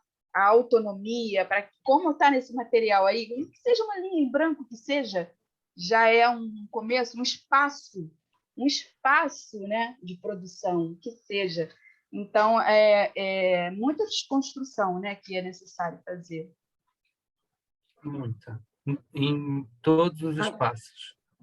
Inês? Só para corroborar isso, quando o professor de inglês chega, mesmo que democraticamente, com uma visão contemporânea de ensino de línguas adicionais e tal, o que ele mais ouve é: eu não sei nem português, que dirá inglês. Quer dizer, é uma tragédia mesmo. Muito bem. Ok. Outros comentários sobre essas colocações todas? Renata, eu poderia trazer só um trechinho, eu só não grifei aqui a página, mas que eu acho que vem muito com essa questão dos materiais e tudo que a gente estava falando, que é quando ele fala o seguinte, que ele destaca que a educação é um subsistema dentro de um sistema maior que reproduz a ideologia dominante. E aí, nisso, ele aponta as contradições que caracterizam a sociedade e que afetam a educação reprodutora da ideologia dominante. E aí onde ele reforça a questão de que não existe neutralidade. O que pode acontecer é o silenciamento das pessoas que se dizem neutra para não assumir o seu papel político diante da realidade que aí está. E aí ele volta à questão do papel político e de como a gente acaba tendo, como a luta, melhor dizendo, como a luta ela acaba sendo importante, como a união, como espaços até como esse ajudam a gente a ir pensando, né, a ir trocando experiências e buscando formas de reinventar, de resistir, de reexistir. Né? Eu acho que esse é um dos caminhos possíveis que a gente tem para ir enfrentando tudo que a gente está vivendo atualmente. Okay. Obrigado, Carlos. Bom, gente, estamos a 10 minutos, né? 10 minutos para as 5. Eu acho que a gente pode ir se encaminhando para finalizar essa conversa. Como eu disse, o livro é muito provocativo, né? Ele traz muito... E a questão da leitura, por si só, ela é provocativa, né? No contexto que a gente vive. Ela é uma possibilidade de reconstrução, como ele coloca nesse capítulo, de reconstrução social, de reconstrução da sociedade, que a gente precisa, né, encarar dessa forma. E o livro, como um todo, traz um pouco essa proposta, né? E aí eu acho que assim, a gente poderia ficar aqui, né, até mais tarde, mas o livro ele é uma provocação inicial. A gente vai continuar falando sobre isso, vai continuar discutindo em outros espaços. Eu vou, então, assim, lógico que a palavra continua aberta.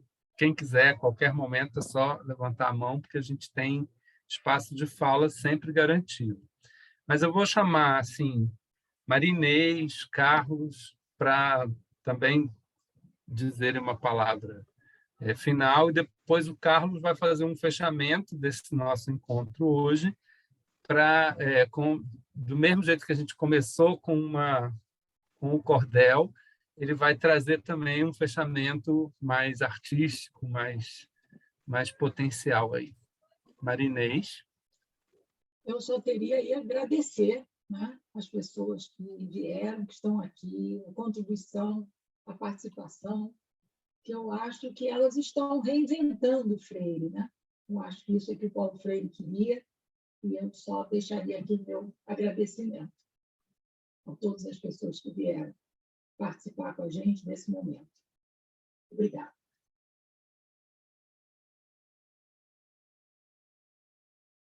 Não sei se Silvana está aqui. A Silvana continua logada, mas ela está em 2 reuniões, porque vida de coordenação nunca é simples, né, gente? Então, não sei se ela está aqui nesse momento. Se ela tiver, pode entrar depois e dar também uma palavra final. E aí, Carlos, com você para o fechamento e para... Já entra com o poema também? Sim. Tá ótimo. Bom, também quero agradecer a cada um, a cada uma. A presença de vocês foi muito importante para esse nosso café viesse a acontecer, né? O café que resultou em algumas reuniões, né? A gente ficou parando, pensando, né, como fazer esse café para poder estar com vocês nessa tarde de hoje. E esse movimento, né, ele nos faz pensar numa categoria que Paulo Freire vai utilizar tanto nas suas obras, que é a questão da praxis, né? E pensando na praxis, recentemente, participando de um outro evento sobre Paulo Freire, eu escrevi um poema que eu intitulei de Por uma Praxis Alteritária. Essa praxis que nos faz pensar nessa relação com o outro, com a outra pessoa, na relação educador-educando, né? Numa educação engajada, participante, né?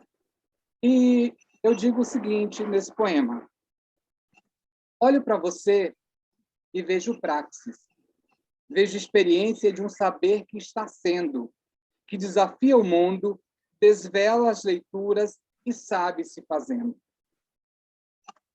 Olho para você e vejo práticas de vida, de doação, de solidariedade, de interação. A partir de cada prática, da nossa ação coletiva, tornamos viva a educação. Olho para você e vejo sonhos possíveis, desejos, utopias, anseios, transformação, um olhar esperançante e a luta no coração. Olho para você e vejo amorosidade, de mãos dadas, cirandando no seu que fazer, com o olhar sensível a cada dia, fazendo a história acontecer. Olho para você e me vejo em um movimento, nas muitas marchas que nos tornam mais cidadãos. Marchemos juntos, com a nossa crença, com ação concreta e reflexão. Com isso, agradeço mais uma vez. Obrigado, Carlos. Obrigado pelo poema, pela presença, pela reflexão, sempre. Gente, então, acho que é isso, né? A gente deu hoje um pontapé inicial, né? É um café. Então, um café, a gente sempre faz outro café, refaz o café, e aí, no ano que vem, a gente espera, né, poder ter outros momentos como esse. E eu também, assim como Maria Inês, Carlos e Silvana, e o departamento todo, né? Acho que comunga dessa ideia. Acho que foi um encontro potente, né? E a gente tentou partir de uma outra lógica, né? Uma lógica de conversa, uma lógica de troca. Então, isso eu acho que é sempre muito potente. Então, agradecer a todos, todas e todos que estiveram aqui, que vieram. A gente teve um número muito grande de pessoas, não esperávamos isso, né? A gente achou que ia ser um encontro mais pequenininho, mas foi um encontrão. E que bom que a gente teve vozes muito diferentes, muito de todas as partes, todas as experiências. Isso só enriquece, né? Só enriquece, porque, como diz lá no livro, são outras leituras, outras vozes que a gente precisa ouvir. Então, obrigado a todos e todas e todes, e vamos em frente. A gente está terminando o encontro.